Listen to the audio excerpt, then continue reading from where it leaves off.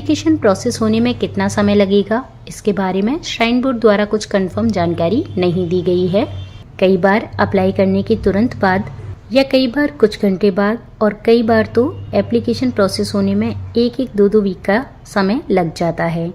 तो ये सभी श्राइन बोर्ड द्वारा ही प्रोसेस किया जाता है, इसीलिए श्राइन बोर्ड पर ही डिपेंड करता है कि आपकी एप्लीकेशन प्रोसेस होने में कितना वक्त लगेगा। जब आपकी एप्लीकेशन श्राइन बोर्ड द्वारा प्रोसेस हो जाती है तब आपको अपने मेल या मैसेज पर श्राइन बोर्ड की तरफ से इस तरह का एक मैसेज रिसीव होता है जिसमें लिखा होता है कि आपकी एप्लीकेशन श्री अमरनाथ जी यात्रा के लिए एक्सेप्ट हो गई है। कृपया आप 24 घंटे के अंदर पेमेंट कर अपना यात्रा परमिट डाउनलोड कर लीजिए। ये मैसेज आने के बाद आपको 24 घंटे के अंदर ही पेमेंट करनी होती है। अगर आप ये मैसेज या मेल रिसीव होने के 24 घंटे के अंदर में पेमेंट नहीं कर पाते हैं तो आपकी एप्लीकेशन श्राइन बोर्ड द्वारा कैंसिल कर दी जाती है। तो कृपया आप अपनी एप्लीकेशन का स्टेटस चेक करने के साथ साथ अपने मेल्स या मैसेजेस भी चेक करते रहें।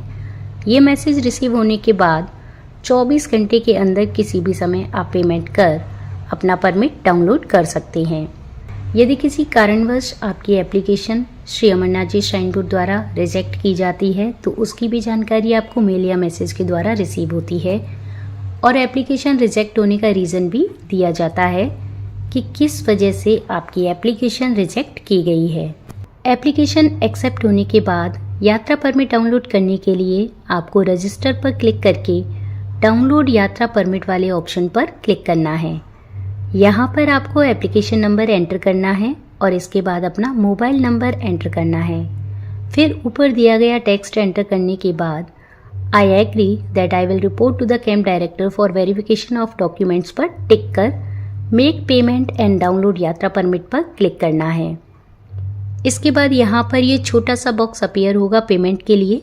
वापस आपको I agree that I will report to the camp director for verification of documents पर टिक करना है और इसके बाद आपको प्रोसीड टू पेमेंट पर क्लिक करना है। इसके बाद इस तरह का एक पेज ओपन होगा जिसमें लिखा है कि आप पेमेंट करने से पहले अपनी डिटेल्स वेरीफाई कर लें और जब आप पेमेंट करें तो पेज को रिफ्रेश ना करें। एप्लीकेशन नंबर और मोबाइल नंबर ऑलरेडी फिल्ड है। आप यहाँ पर ऊपर जो टेक्स्ट दिया है वो एंटर कर दीजिए। उसके बाद वेरीफाई डिटेल्स पर क्लिक कर दीजिए। यहाँ पर आपको अपनी डिटेल्स शो हो जाएंगी। अगर डिटेल्स सही हैं तो आप I accept the terms and condition पर टिक कर दीजिए और पे यूजिंग पर जो बैंक दिया हुआ है उस पर क्लिक कर दीजिए। इसके बाद पेमेंट विंडो ओपन हो जाएगी। यहाँ पर ऑनलाइन रजिस्ट्रेशन की जो फीस है वो यहाँ पर आप देख सकते हैं। पे विद में से आप वो मेथड सेलेक्ट कर लेंगे जिसके द्वारा आप रजिस्ट्रेशन का पेमेंट करना चाहते हैं। आप debit card, credit card, UPI, net banking और दिए गए अन्य ऑप्शंस में से पेमेंट के लिए ऑप्शन सेलेक्ट कर सकते हैं। पेमेंट डिटेल्स एंटर कर यहाँ प्रोसीड पर क्लिक कर दीजिए। अगले वेब पेज पर आपको ट्रांजैक्शन पेमेंट स्लिप मिल जाएगी। आप इस स्लिप को सेव कर लीजिए। रिसिप्ट सेव करने के बाद इनवैलिड ट्रांजैक्शन, टेम्पर ट्रांजैक्शन इस तरह का एक एरर आया है, लेकिन आप परेशान ना हो। कभी कभी इस प्रकार का एरर आ जाता है। अगर आपकी पेमेंट सक्सेसफुली कंप्लीट हो गई है तो आप वापस से रजिस्टर में डाउनलोड यात्रा परमिट पर क्लिक कर दीजिए। यहाँ पर एप्लीकेशन नंबर, मोबाइल नंबर और टेक्स्ट एंटर कर I agree that I will report to the camp director for verification of documents पर टिक कर make payment and download permit पर क्लिक कर दीजिए। क्योंकि आप पेमेंट पहले ही कर चुके हैं तो यहाँ पर आपको आपका यात्रा परमिट शो हो जाएगा।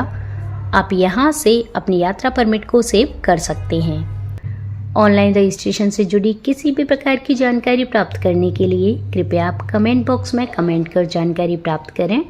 भोले बाबा जी के आशीर्वाद से हमारी पूरी कोशिश रहेगी कि हम जल्द से जल्द और सही जानकारी आप सभी भक्तों तक पहुंचा सकें। बाबा बर्फानी जी के सभी प्यारे भक्तों को ओम नमः शिवाय।